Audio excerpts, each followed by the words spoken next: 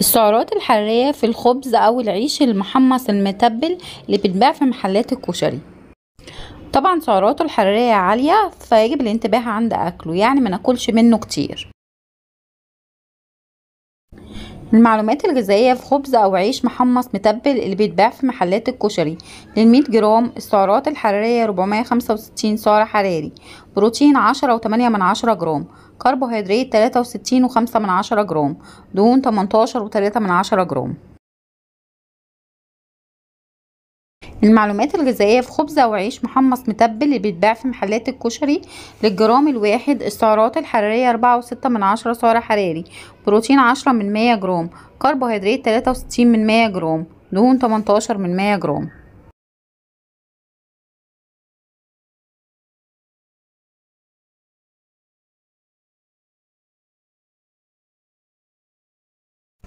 المعلومات الغذائية في خبز أو عيش محمص متبل اللي بيتباع في محلات الكشري: لوحدة خبز بوزن 8 جرام زي ما شفنا في الفيديو السابق، السعرات الحرارية 37 سعر حراري، بروتين 9 من 10 جرام، كربوهيدرات 5.1 جرام، دهون 1.5 جرام. ولو حد حابب يعرف سعرات لأي أطعمة ياريت يكتب لي في التعليقات. وشكرا ليكم على المشاهدة، وما تنسوش الاشتراك في القناة للحصول على المزيد من المحتوى المفيد حول الصحة والتغذية، وانتظرونا وقيم غذائية جديدة.